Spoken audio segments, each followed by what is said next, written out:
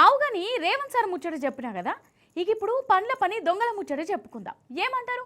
ఒకరు కాదు ఇద్దరు కాదు, ఇలా చిత్ర విచిత్రమైన దొంగలు మన ముచ్చట్ల కచ్చిర్రు. వాళ్ళను దర్శనం చేసుకుని వాళ్ళ కళా పోషణకు షాకుగారి మరి.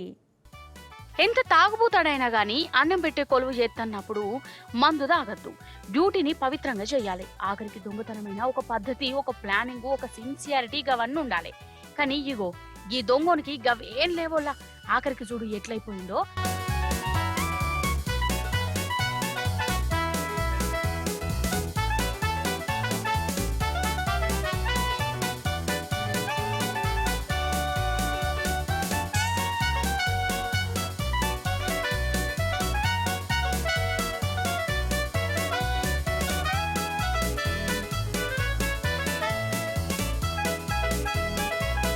కామారెడ్డి జిల్లా బిర్కూర్లా వీడు ఇనుప సామాను, ఇత్తడి సామాన్ల దొంగనట.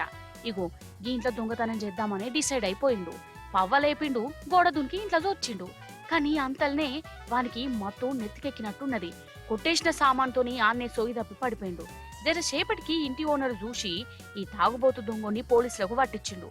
మందుగొట్టి దొంగతనం చేయబోయి గిట్లా ఫెయిల్ అయిపోయిండు అన్నట్టు. దీపం పెడదామని ఇంటి దగ్గరకు వచ్చిన, ఇంటి దగ్గరకు వచ్చి దర్వాజా లాక్ తీయంగానే వాళ్ళ లోపలికి లాక్ వేసింది ఉన్నదేదో ఎట్లా తెలియకపోయి మళ్ళీ అటు ఇటు ఇంటి చుట్టూ తిరిగి వచ్చి వేరే పిల్లలు దొరికొచ్చి మళ్ళీ అక్కడ ఇంటి చుట్టూ తిరిగితే పక్క బాయికాడి దర్వాజా నుంచి లోపలికి వచ్చిండు.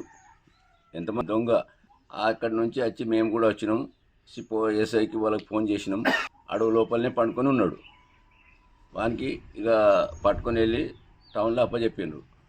ఇక మేడ్చల్ దొంగల కథ చూడుర్రి. ఇద్దరు దొంగలు నడియాం రాత్రి ఇండ్లకు వచ్చి వాళ్ళ కళా పోషణ చూయించుర్రోలా. అగ చూడవు ఒకనేనుకొకడు ఎట్లచ్చిర్రో. ఇక ప్లానింగ్ లేసుకుంటుర్రు. నువ్వు ఇట్లవో, నేను అట్లా దునుకుతా, ఆ ఇంట్లో దొరుకుతాయి, ఈ ఇంట్లో దొరకాయి అని మీటింగ్లు పెట్టుకుంటుర్రు చూడు. కానీ ఈ ఇంటికి ఏదో లాకింగ్ ఉన్నదట. దర్వాజాలు తెరుచుకోలే.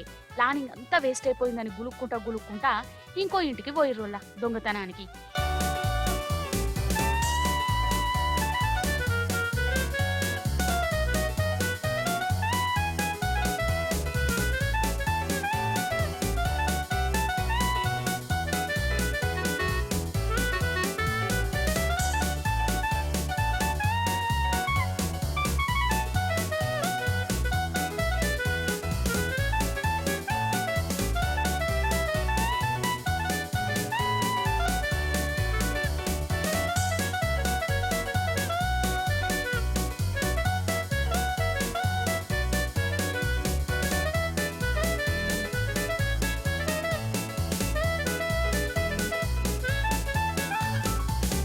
ఆసిఫాబాద్ దొంగలేమన్నా చిన్నోళ్ళా అసలు.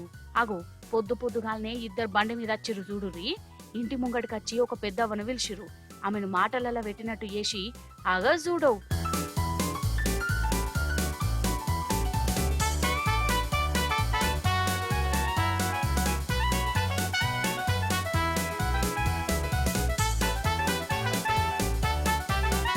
పోష్ని వాని దౌడల దగ్గర వాడ గట్ల గుంజుకపోతుండేంది. పాపం ఈ అవ్వ ఎంత భయపడ్డదో. అసలు ఏమైందమ్మా? నేను ముగ్గేస్తుంటే అమ్మ ఇక్కడ బండి పెట్టుకోవచ్చునా అని అన్నది. అంటే పెట్టుకోలేనా అన్న. పెట్రోల్ పోతా, నేను పెట్రోల్ తెచ్చి పోసుకుంటా అమ్మ, బండి పెడితే ఇక్కడ అంటే పెట్టిపోలే అని నేను అన్న. బండి పెట్టిపోయేదానికే కాదు సూతురా అమ్మ అని పిలిచిండు. నేను నమ్మి వచ్చిన, తను నాకు తెలియదు వాళ్ళని. వచ్చిందా నేను మళ్ళీ ఇట్లా వచ్చి చూసిందా, ఇట్లా చూసినా కథం ఇట్లా పట్టు గుంజి పట్టుకొని ఉరికింది. ఇద్దరు, ఒకడు బండి మీద ఉన్నాడు, ఒకడు అన్నాడు ఇక్కడ 3 తులాలు. ఆగనట ముగ్గేస్తున్నామని పిలిచి మరీ మాటలతోని మతిమరిపించి గీ దిక్మల్లేశం వేసే వాళ్ళ చేతులు ఇరిగిపోను. మహబూబ్ నగర్ జిల్లా జడ్చెర్లలోళ్ళ పాపం గీ అక్కోళ్ళు సంక్రాంతి పండుగను ఊరికి పోయిర్రట. మళ్ళా వాపస్ ఇంటికి మర్రచ్చే వరకల్లా ఇంటి అవతారం గిట్లున్నది. ఆగు అసలు ఈ దొంగలను ఏం చేస్తే గీ దిక్కుమల పనులు మానేస్తారోలా. కష్టపడి సంపాదించిన సొమ్మును ఇంట్లో పెట్టుకుంటే వాళ్ళేమో దర్జాగచ్చి దోసుకపోవట్టే.